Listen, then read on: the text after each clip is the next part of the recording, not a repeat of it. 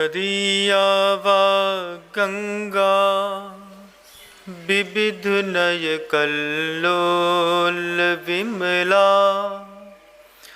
बृहज्ज्ञानाम्भोभिर्जगति जनतां या स्नपयति इदानीमपेशा बुद्ध जन मरालय परिचिता महावीर स्वामी नयन पथगामी भवतु मे। परम पूज्य आचार्य भगवंत गुरुदेव श्री विद्यासागर जी मुनि महाराज की, बंधा जी के आश्रयकारी श्री अजितनाथ जी भगवान की, समस्त मुनि संघ की, अहिंसा परमो धर्म की।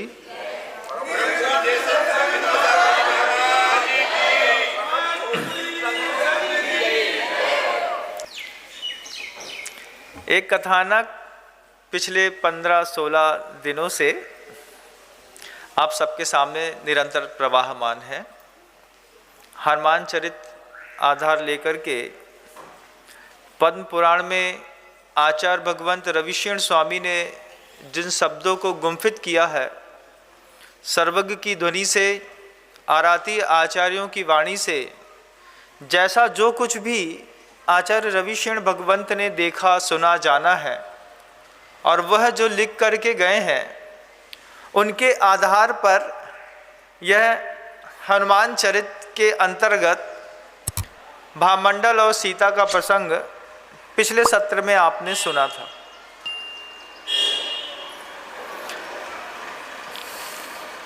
संसार में सिर्फ 4 ही मंगल नहीं है।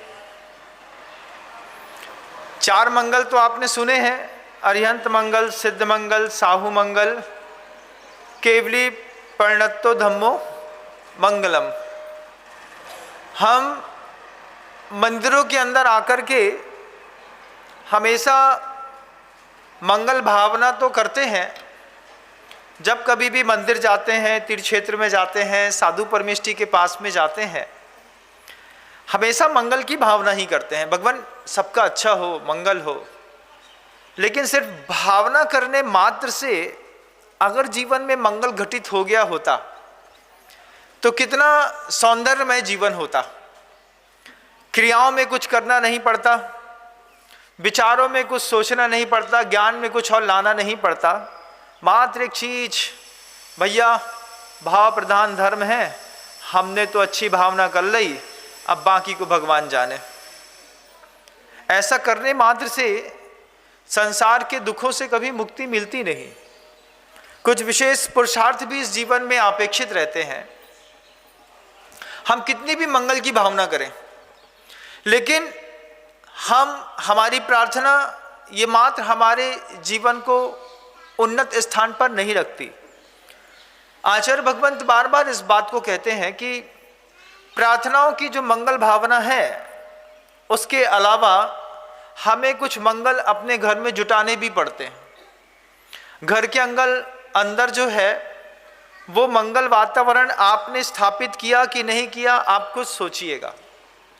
जब हम मंदिरों के अंदर भावनाओं में मंगल भावना रख दी, कोई पूछ सकता है आपसे, घर के अंदर भी आपके यहाँ द्रव्यों की मंगलता है कि नहीं है?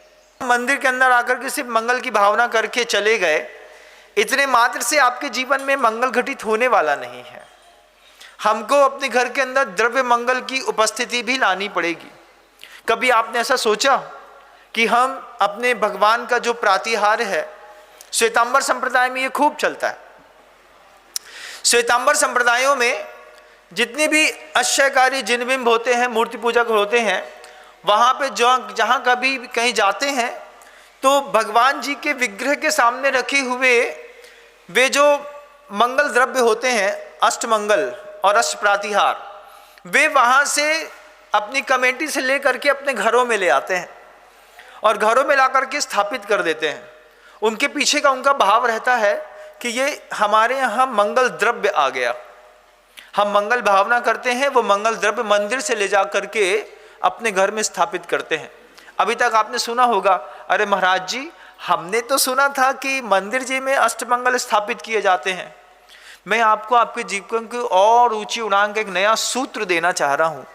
जब कभी भी आपको आपके इष्ट देव की प्रतिमा के समक्ष खड़े होने का सौभाग्य मिले, घर के अंदर थोड़ा भी पुण्य बढ़े और आपको ऐसा लगे कि हमारे घर में पर्याप्त पुण्य है, सबसे पहले भगवान का मंगल द्रव्य उठा करके अपने घर में स्थापित करिएगा।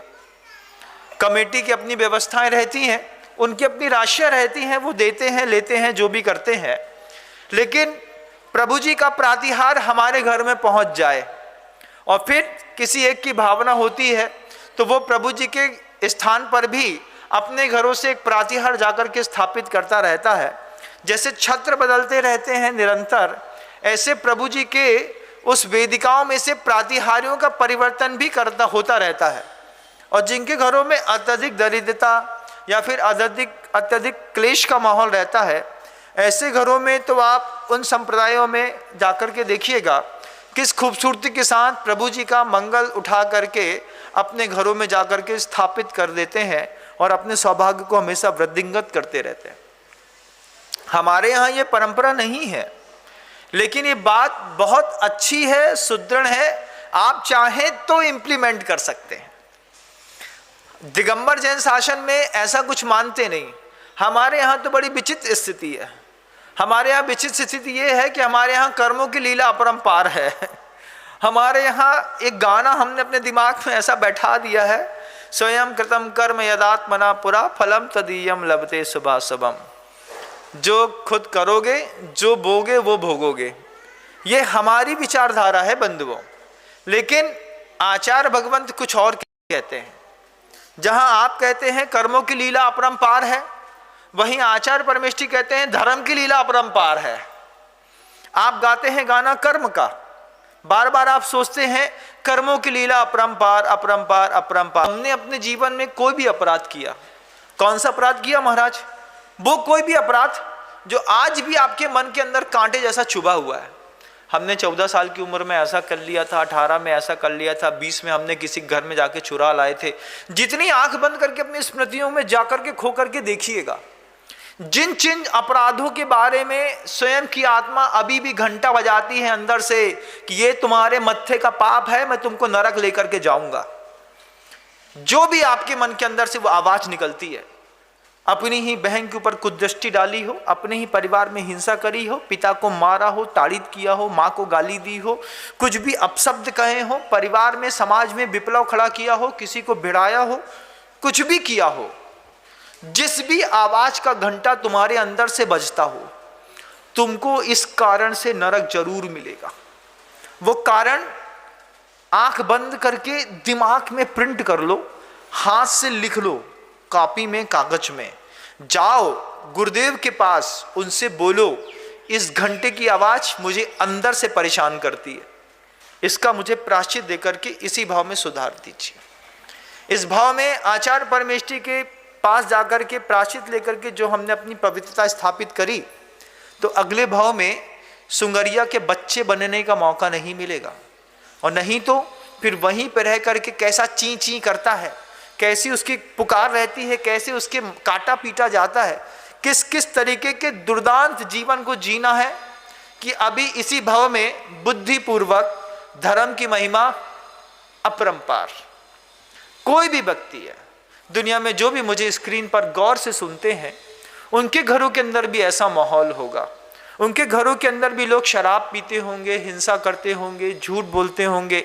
आपने भी तो कभी किसी के अपराध धन को चुराया होगा, चोरी करी होगी। लेकिन भगवंत बार बार इस बात को कहते हैं कि वक्त रहते सब छोड़ दो। और छोड़ने का मतलब ये नहीं है कि एक बार प्रायश्चित ले लाओ, अब भैया कल तक को तो खाता क्लियर थो, आज 9 शुरू करत है। इसका नाम भी प्रायश्चित नहीं है। प्रायश्चित का मतलब है कि अपराध का पूर्ण विराम है कि दुनिया में कभी भी जिंदगी निकल जाएगी, अब इस तरीके का अपराध मैं पुनः नहीं करूंगा, और जो मैं पूर्व में कर चुका हूं उसके प्रति जो मुझे ग्लानि का भाव है, उस ग्लानि के भाव को जी जाएंगे, कर जाएंगे, इम्प्लीमेंट कर लेंगे, तब जाकर के वे चत्तारी मंगलम आपके जीवन में काम करते हैं। लेकिन हमारी बुद्धि कैसी भटक रही है, निरंतर भटक रही है। हम पैसा कमा करके घर के अंदर चांदी के बर्तन नहीं खरीदते। अरे डिनर सेट खरीदो भाई, अच्छा वाला खरीदो, 12 लाख का, 15 लाख का, 20 लाख का खरीदो। कांच के बर्तनों में और चीनी मिट्टी के बर्तनों में तो यूनानी लोग खाते थे, हम तो खाते नहीं थे। हमको तो आज भी याद है, घर के अंदर आप देखिएगा कि जब कभी वो यूनानी लोग कोई आते थे तो उनको लिए एक चीनी मिट्टी के बर्तन दे देते, भैया उनकी गिलास अलग है, हमारी गिलास अलग है। आज हम अपने आप को स्टैंडर्ड वाला समझते हैं, ये सोच करके कि हमारे यहाँ के जैगवार की कटलरी आकर के खड़ी हो गई है। वो जैगवार जो गाड़ी बनाती है वो कटलरी भी कंपनी बनाती है। अब उसकी कटलरी घर में आकर के रख लिए आपने, अपने आप को स्टैंडर्ड वाला समझते हैं। कछु स्टैंडर्ड नहीं है तुम्हारा, कछु भी नहीं है। 2 कौड़ी वाले अच्छे वाला दिखाओ, डाइनिंग टेबल के ऊपर पूरे चांदी के चमचमात बर्तन धरे हों, हम भी जाएं तो हमें भी घर में लगे कि हाँ कोई सेठिया कहाँ आए हैं, हमें भी अच्छे लगे। लेकिन अरे महाराज जी अब क्या बताएं, पैसा तो बढ़ रहा है लेकिन बुद्धि बढ़े तब तो। बात तो मुद्दा इतई की आए ना कि इते पे तो भूसा भरो है और लक्ष्मी पुण्य के उदय से घर के अंदर आ रही है। तब वह लक्ष्मी जो आ गई है घर के अंदर से, इते भी लक्ष्मी होती ज्ञान लक्ष्मी तो बा लक्ष्मी काम में आती। अब बा लक्ष्मी फालतू में जा रही। द्रव्य मंगल की व्यवस्था बनाइएगा। उस वक्त जब पूज्य गुरुवर ने पहली बार उनको पता चला कि वीडियो गेम में कौवे को मारने वाला खेल खेला जाता है। आज तो ये चीज कॉमन हो गई है, लेकिन जब हम छोटे थे हमारे जमाने में मारियो कॉन्ट्रा करके छोटे छोटे वीडियो गेम्स चलते थे। उसमें एक बार एक गन वाला गेम भी आ गया कि टीवी के सामने गन दिखाओ और ठुस करो तो उसके सामने कौवा मर जाता। तो अब ये क्या है, द्रव्य हिंसा का कैसा प्रारूप है, आप अपने जीवन में देखिए थोड़ा सा। उस वक्त जो छोटा सा गेम आता था, उस गेम में बच्चा 20 मिनट तक मान लीजिए टीवी के अंदर कौवे को मारने वाला गेम खेलता था। एक बार जब पूज्य गुरुवर को बताया तो बोले ये तो महाहिंसा है, संगी पंचेंद्री, ये सामने का मच्छर चाहे हाथ से मार दो और चाहे टीवी पर कौवा मार दो, एक उपवास का प्रायश्चित मिलता है। एक कौवा मार दिया काय में, टीवी में गेम खेलते खेलते, उसका प्रायश्चित करना पड़ेगा एक उपवास। अब उसमें आजकल आदमी आ गए, वो आदमी आदमी को मारता है, उसमें गेम्स खेलते हैं। उस गेम को खेलते में उसने बंदूक मारी, फिर बम पटका, फिर बुलडोजर चढ़ा दिया, फिर उसमें वो क्या तोप तमंचा चला दिए, सब फट गया फूट गया है। जितने मारे, सोचना कभी ये इसको मजाक में नहीं लेना आप लोग, जितने मारे हैं तुमने वीडियो गेम में उन सब का प्रायश्चित लेना पड़ता है। अगर प्रायश्चित नहीं लिया तो जितनी अगली पर्याय मिलेगी, हर पर्याय में एक एक आदमी रियलिटी में जाकर के जब तुमको कूटेगा पीटेगा मारेगा, बड़ा बुरा लगेगा। ऐसी असंख्यात पर्याय निकल गई हमारी इसी तरीके का गलती से किया हुआ दुख भोगते भोगते। ये छोटे छोटे बच्चे ये वायलेंस में इतने स्मार्ट हो गए हैं कि इनको नॉन वायलेंस मूवी दिखाओ तो समझ में नहीं आती। पहले मूवी चलती थी, जब वो राम अवतार चलती थी, हनुमान जी की चलती थी, जय वीर हनुमान चलती थी, कितना खुशी होती थी। अब हनुमान जी बड़े होंगे, गदा उठाएंगे, ऊपर घूमेंगे, जाएंगे, पर्वत लेकर के आएंगे, माता सीता को बचाएंगे, कहीं से कहीं तक इस तरीके की बात ही नहीं रहती थी। आज तो सिर्फ वायलेंस वायलेंस एंड वायलेंस। ये द्रव्य मंगल है कि नहीं है? घर के अंदर मंगल चाहते हैं ना आप चाहते हैं कि आपका बच्चा आपके अंडरटेकिंग में रहे, आपका बच्चा अच्छे से रहे, और बच्चे के हाथ में एंड्रॉयड भी है और इतने सारे ऐप्स में निरंतर आप हिंसा वाला गेम खेलना ही पसंद करते हैं। ब्लू व्हेल खेल रहे, खुद ही को ब्लेड से खुद ही के हाथ काट के मार रहे, कुछ कर रहे। इन सारी चीजों से, इन सारे क्रियाकलापों का प्रायश्चित लेना पड़ता है। इस बात को गौर से ध्यान रखिएगा। ये जो छोटे छोटे बच्चों को आप मोबाइल दे देते हैं, मोबाइल देकर के ये बच्चे कुछ भी मारते रहें, खेलते रहें, कुछ भी करें, इन छोटे छोटे बच्चों को बता देना नरक में जाना पड़ेगा, वहां पे कढ़ाई के अंदर तल देंगे तुमको। जब तलेंगे ना तब समझ में आएगी। छोटे छोटे बच्चों को बताइएगा और बच्चों को भी सिखाइए शराफत वाले गेम्स खेलना। आज 1 घंटे में एक मूवी अगर कोई व्यक्ति देखता है तो 1 घंटे में 20 बार हिंसा का चीज दिखाई जाती है, वायलेंस 20 अटेम्प्ट तक दिखाए जाते हैं, और उसी में अश्लील प्रोग्रामिंग 55% तक दिखाए जाते हैं। 55 बार 1 घंटे की मूवी में व्यक्ति या तो गाली देता है या अश्लील शब्द बोलता है या फिर वायलेंस करता है। अभी मुझे कल शाम को किसी ने बताया कि कोई मिर्ज़ापुर करके कोई क्या है वेब सीरीज़ है, वो सबसे ज़्यादा फेमस हो रही है अभी अब अनुपमा चल रहा था, वो मिर्ज़ापुर चल रही है। उसमें बताएं महाराज जी कुछ काम नहीं है, सिर्फ गाली देना, हिंसा करना, बंदूक चलाना। हमारे बच्चे, हमारे घर के बड़े लोग देखते हैं, दिन भर देखते हैं, रात भर देखते हैं, और रात में सुबह आकर के मंदिर में शांति धारा अभिषेक करते हैं। ऐसा धर्म करना व्यर्थ है बंधुओं, ध्यान रखिएगा।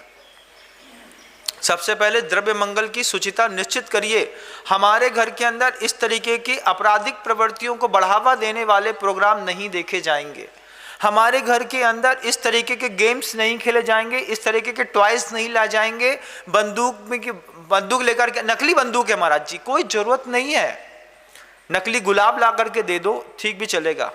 नकली एक हाथी ला करके दे दो कि मेरा हाथी है, मेरा घोड़ा है, फिर भी चलेगा। नकली बंदूक खरीदने की भी कोई जरूरत नहीं। महाराज जी ये तो हम सबको पता है। मैं बोलना इसलिए जरूरी समझता हूं कि हर 4 महीने में जैसे फसल बदल जाती है, हर 4 महीने में नए बच्चे खड़े हो जाते हैं प्रवचन को सुनने और समझने वाले। नए बच्चों को फिर जरूरत पड़ती है, नए बच्चों को बताना पड़ता है कि बेटा देखो महाराज जी ने बोला है ना, इस तरीके की हिंसा वाले गेम अपने घर में नहीं खेले जाते। एक बार अपना एंड्रॉइड देकर के उसको क्लीन करिए, साफ करिए कि इस तरीके का कोई भी गेम तुम नहीं खेलोगे। अपने घर में जैन कुल का व्यक्ति है तो मोबाइल में भी इस तरीके का गेम नहीं खेलेगा। मूवी में जब इस तरीके के गेम्स दिखाए जाते हैं, उन गेम्स को देख करके बच्चा इंस्पायर होता है मारने के पीछे, काटने के पीछे। 14 साल के बच्चे ने 10 साल के अपने छोटे भाई का गला काट दिया। पेपर में पढ़िएगा, पहले तो एक आध मतलब आती थी खबरें, अब तो जब कभी भी आ जाती हैं। बच्चे ने अपनी माता पिता को काट काट के 50 टुकड़े करके अपने घर में फ्रिज में रख दिया। ये टेक्निक बच्चे के दिमाग में किसने सिखाई?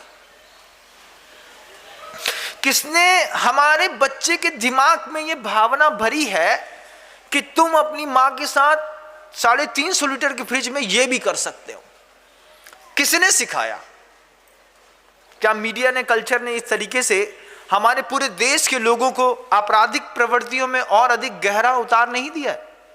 अगर आपको ऐसा नहीं लगता है कि अमेरिका के लोग जो बंदूक बनाने में माहिर हैं, वो इस तरीके से लगातार आपको वायलेंस वाली मूवी नेटफ्लिक्स में या दूसरी चीज़ों में दिखाते हैं, जिसके कारण आपके अंदर वायलेंस करने की इच्छा पैदा हो? कितना सरल किया है शासन ने, सोचिए। मतलब थाईलैंड, बैंकॉक की सरकार से भारत की सरकार के कैसे प्यारे अनुबंध हो गए हैं कि सिर्फ 15,000 रुपए में तुमको पूरा बैंकॉक घुमा करके वापस ले आता है। 7,500 का टिकट जाने का महाराज, 7,500 का आने का। जितनी देर में दिल्ली जाते हैं इतनी देर में आप बैंकॉक पहुंच जाएंगे। वहां जाकर के आपको क्या मिलता है, उसकी पूर्व भूमिका यहां पर आपको टीवी सीरियल्स के माध्यम से, मूवी के माध्यम से पहले बना दी जाती है। पहले दिमाग में पूरी माइंड मूवी सेट कर दी जाती है, फिर मन के अंदर भाव पैदा किए जाते हैं, पैकेज दिखाए जाते हैं। फिर हम धीरे से 20-25 हज़ार रुपये का जुगाड़ करते हैं, दिल्ली का बहाना मारते हैं, पासपोर्ट क्लियर कराते हैं, जाकर के 3 दिन में घूम फिर करके वापस आ जाते हैं। घर के अंदर बोलते हैं दिल्ली में काम था, काम करके वापस आ गए। इस तरीके के झूठ, इस तरीके की हिंसा, इस तरीके का व्याभिचार, ये सब आप करने में कितने महारथी हो गए। एंड्रॉइड में देखिएगा, आप खाने बनाने की रेसिपी देखिए, हर तीसरी रेसिपी नॉन वेजिटेरियन दिखाई जा रही है। खाने बनाने की हर तीसरी रेसिपी में आप नॉनवेज देखते देखते सिर्फ इतना नहीं कि दिखाया जा रहा है, इसके पीछे की भी एक साइकोलॉजिकल इफेक्ट्स है। क्या साइकोलॉजिकल इफेक्ट्स हैं कि अभी तो सिर्फ दिखाया जा रहा है, धीरे धीरे धीरे हिंसात्मक चीजों को देखने की तुम्हारी आंखों में आदत पड़ जाएगी, फिर एक आध दिन खाने की आदत पड़ जाएगी, और एक बार पुण्य हो या पाप किसी भी रास्ते में कदम बढ़ा दिया बंधुओं, उसके बाद हर चीज बिल्कुल सरल हो जाती है, हर चीज सरल हो जाती है। अब हर तीसरा ऐड आपको दिखाया जा रहा है नॉनवेज का। हम कबाब का दिखाते हैं, बिरयानी का दिखाते हैं, दूसरी चीज़ों को दिखाते हैं, और हम धीरे धीरे, हमारी मानसिकता धीरे धीरे खुलती है, क्योंकि दुनिया के सर्वाधिक अपराध कहीं से भी होते हैं। शरीर में सर्वाधिक शक्ति संपन्न है तो आंखें, और सर्वाधिक किसी भी चारित्र को दूषित करने के लिए भी प्रयोग में लाई जाती हैं तो आंखें। आंखें गड़ा के देख लो, आंखें उठा के देख लो, आंखें झुका के देख लो, आंखें चाहे वीडियो में देख लो, चाहे मोबाइल में देख लो, और चाहे रियलिटी में आप देख लो। लेकिन एक बार आपको आंखों के माध्यम से, जहां से 83% आपराधिक या सात्विक प्रवृत्तियों की संभावनाएं घटती और बढ़ती है, उन स्थान पर हम ले जा करके मोबाइल के माध्यम से, अगर हमने हर तीसरे ऐप में किसी में नॉन वेज बनाना सीख लिया, देख लिया, कभी इम्प्लीमेंट भी कर दिया।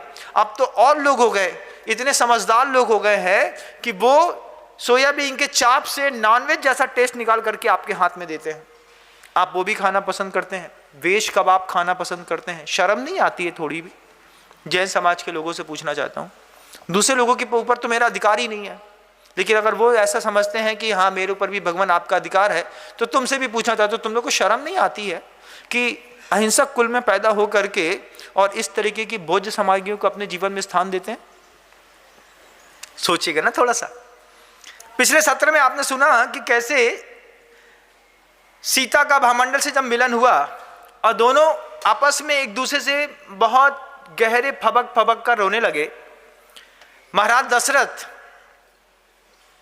रामचंद्र जी को इशारा करके कहते हैं कि पहली बार भाई बहन का मिलना हो रहा है, सीता प्रसन्न हो जाए, कुछ इस तरीके की व्यवस्था करो कि भामंडल की अपने इस पूरी अयोध्या में ऐसी जोरदार अगवानी हो कि पूरी की पूरी अयोध्या देखती रहे।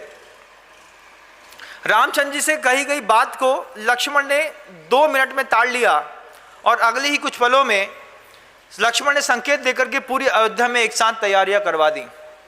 कैसी तैयारी करवा दी? जैसे जब आपके गांव में एकदम से गुरुदेव आते हैं सुबह 8:15 बजे, उम्मीद तो नहीं रहती कि तुम्हारे घर में चौका लगेगा, लेकिन 9:30 बजे चौका लगा के तुम लोग जैसे तैयार हो जाते हो।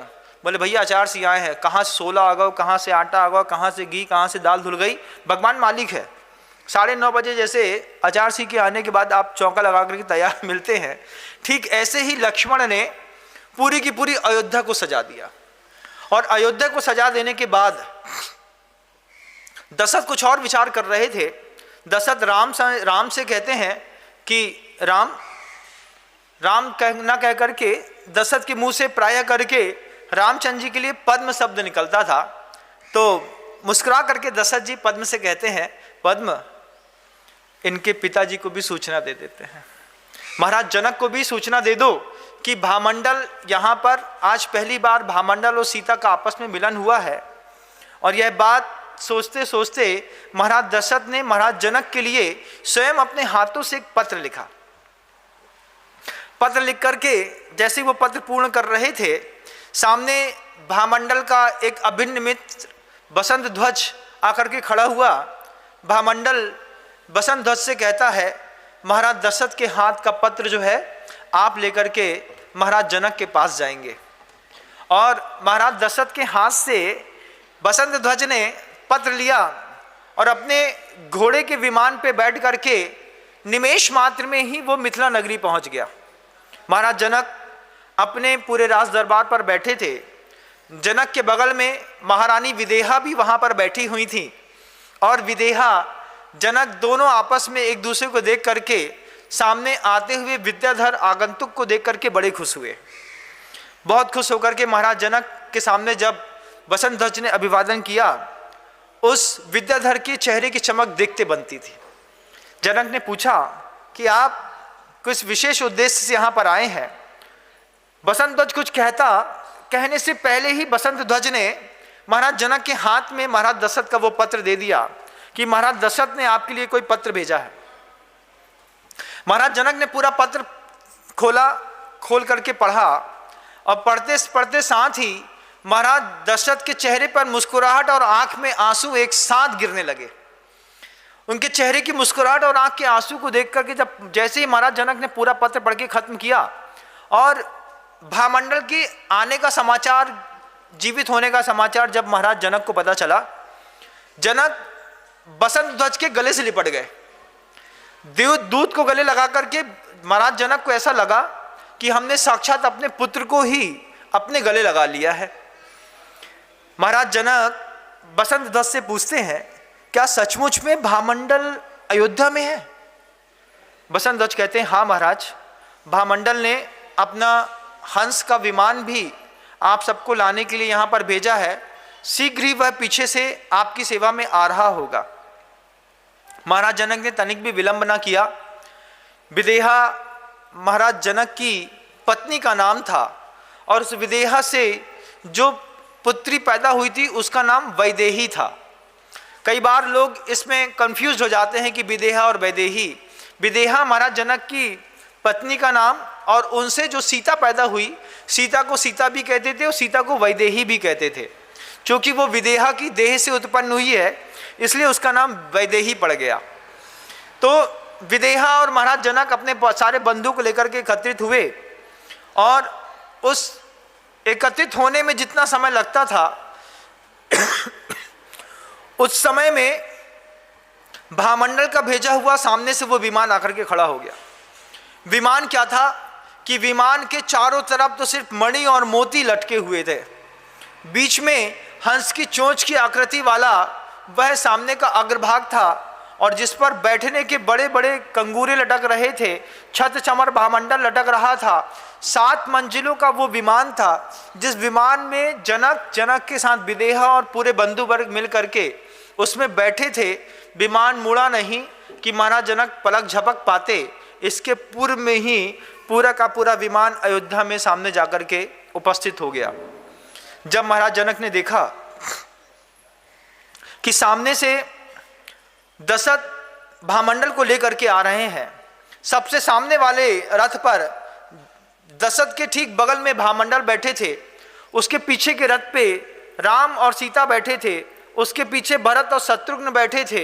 ऐसे चारों के चारों भाई भाभी महाराज दशरथ, जब इनका अयोध्या के अंदर अभूतपूर्व स्वागत हो रहा था, महाराज जनक अयोध्या को वो वैभव देखते रह गए। देखते देखते महाराज जनक को लगा कि महाराज दशरथ की अकूत संपदा है, और जितना सौंदर्यवान करुणावान महाराज दशरथ हैं, उतना ही करुणामय उनकी पूरी प्रजाजन भी है। यथा राजा तथा प्रजा। जब महाराज जनक दशरथ का पूरा अयोध्या का वैभव देख रहे थे कि दशरथ ने भामंडल को धीरे से कान में कहा, सामने से जो वो दिव्य पुरुष आ रहे हैं वो तुम्हारे यथार्थ में पिता हैं।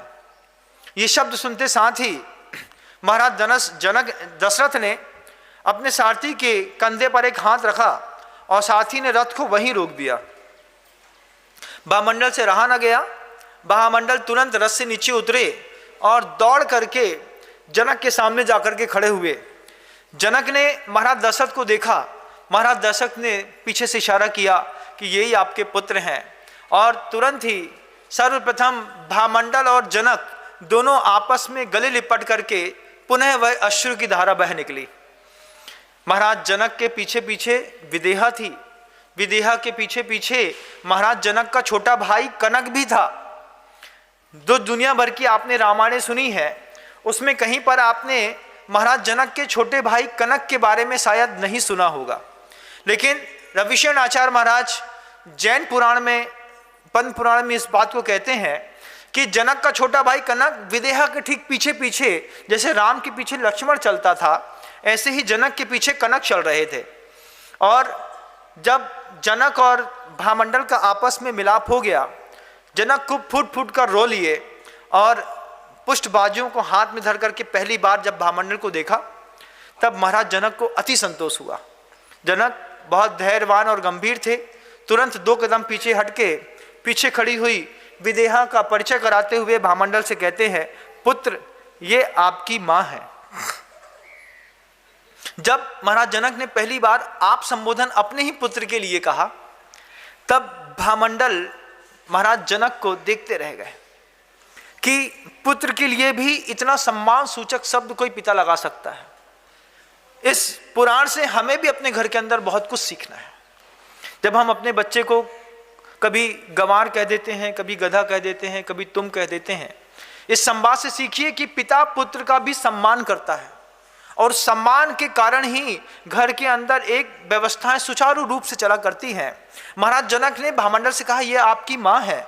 और जैसे ही माँ शब्द के साथ ही विदेहा का पहली बार भामंडल ने चेहरा देखा, तब भामंडल कुछ कह पाता इसके पहले ही भामंडल ने अपने घुटने टेक दिए, और घुटने टेक करके जब भामंडल ने अपने दोनों बाजू फैलाए, तो माँ के वक्षस्थल से भामंडल का सिर टकरा गया, और दोनों लिपट करके आपस में इस अभूतपूर्व तरीके से मिलाप हुआ कि उस मिलाप को देख करके जितने विद्याधर थे और जितने भी भूमि गोचरी थे, सबके मन के अंदर आंसू की धारा बह निकली। जो कुछ ज़्यादा भावुक थे वो यथार्थ में भी रोने लगे। जो पुरुष थे उसकी आंख से आंसू थोड़ा जल्दी नहीं आता है, लेकिन भामंडल और विदेहा के इस मिलाप ने पुरुष वर्ग की आंखों को भी अभिसिंचित कर दिया। दोनों का आपस में मिलन हुआ। विदेहा भामंडल से कहती है कि वह पुष्पवती कितनी धन्य है जिसने विद्याधर की नगरियों में तेरा बाल्यकाल देखा है, तुझे बचपन से खिलाया है, तुझे साफ किया है, तुझे संवारा है, तुझे नहलाया है, धुलाया है, तेरी तोतली भाषाएं सुनी है। मैं कैसी अभागन कि मैं तेरा वह शैशव का काल न देख पाई। कभी किसी माँ से पूछिएगा, जब छोटी सी माँ को जब बच्चा रहता है और हस्बैंड और वाइफ के बीच में डिवोर्स हो जाता है और कभी कभार चला करके पिता अपनी बच्ची अपने बच्चे को खींच करके अपने साथ ले जाते हैं।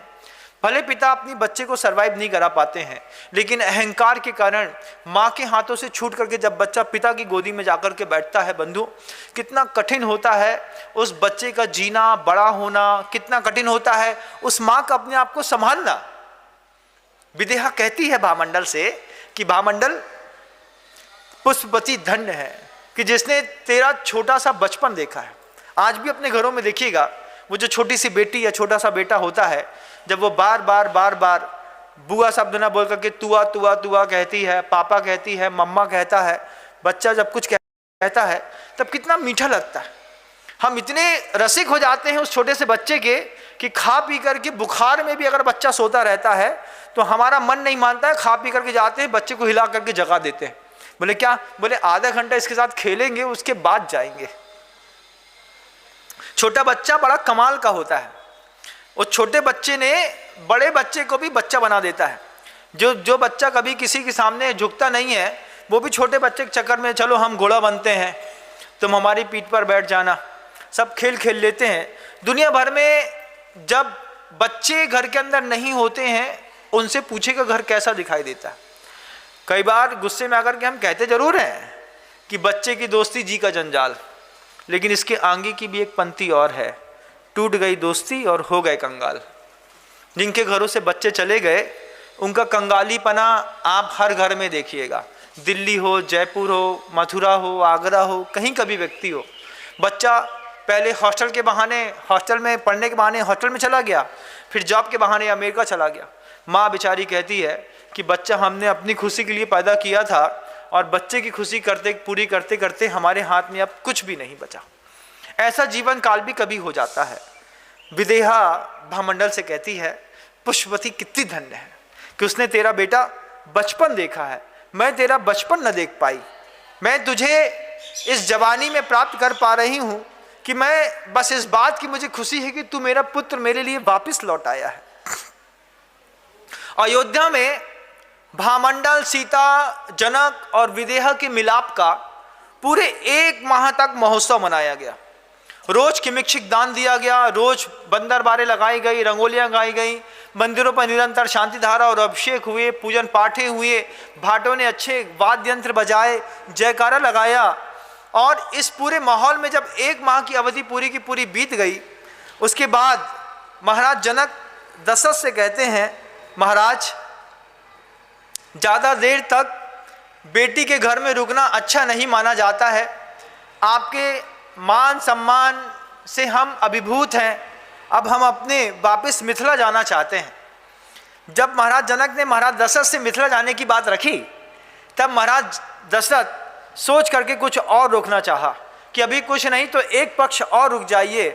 कई बार ऐसा होता है कि अपने साधर्मी या फिर अपने घर के रिश्तेदारों के साथ रहते रहते बड़े लोग भी इतने गाफिल हो जाते हैं कि वो ये भूल जाते हैं कि उनका भी अपना निजी परिवार है, उनको भी जीना है। हम सोचते हैं कि यहीं रुक जाओ, सारी व्यवस्थाएं तो रहती हैं, लेकिन व्यवहार अपने आप में बड़ी अनमोल और अद्भुत वस्तु होती है। महाराज जनक ने संकोच के साथ दशरथ से कहा कि अब मुझे वापस मिथिला जाने की आज्ञा दीजिए। यह बात भामंडल के सामने ही हो रही थी। भामंडल भी उस समय तक विद्याधर की नगरियों का राजा बन चुका था, क्योंकि महाराज चंद्रगति ने भामंडल को पूरा का पूरा राज्य दे दिया था, चंद्रपुर का। भामंडल भी अपने मन के अंदर विचार बना चुके थे। दशरथ ने आज्ञा तो दे दी, रामचंद्र जी से भी आज्ञा मिल गई। उसके बाद भामंडल अपने पिता से कहता है महाराज जनक से कि पिताश्री, मिथिला का राज्य शासन तो आपने कई वर्षों तक कर लिया, अब यह मिथिला हमारे चाचा महाराज कनक के लिए आप सौंप दीजिए। और भामंडल महाराज जनक के साथ विदेहा को वहाँ से लेकर के अपने उस विद्याधर की नगरियों में ले जाकर के शासन करने के लिए स्थापित कर दिया। और मिथिला का पूरा राज्य जैन पुराण, पद्म पुराण आचार्य रविसेन महाराज कृत जो लिखी गई है उसके अनुसार मिथिला का अगला शासक महाराज जनक के छोटे भाई कनक बन गए। जनक, भामंडल और विदेहा तीनों के तीनों अयोध्या से निकल करके और विद्याधर की नगरी में जाकर के वहीं पर राज्य का सुख बटोरने लगे। आगे क्या हुआ इसके लिए मैं पुनः उपस्थित होऊंगा, धीरे धीरे संवाद की दिशा को आगे गति देने का प्रयास करूंगा। आज दो अलग अलग संवादों में मैं बहुत कुछ कह गया, लेकिन मात्र सुनने के लिए देशना नहीं होती बंधुओं, इसको अपने जीवन में उतारेंगे, अपने बच्चों को संवारने का प्रयास करेंगे, ऐसी मैं भावना रखता हूँ। भगवान गुरुदेव विद्यासागर जी महाराज, अजितनाथ भगवान आपके जीवन में हमेशा सुख सौभाग्य संवर्धित करते रहें। इन्हीं मंगलकारी भावनाओं के साथ गुरुदेव श्री विद्यासागर जी महाराज की। जा वाणी के ज्ञान से सूझे लोकालोक, सो वाणी मस्तक नमो सदा देत हूँ धोख। हे जिनवाणी भारती तोहे जपो दिन रैन, जो तेरी शरणा गहे सो पावे सुख।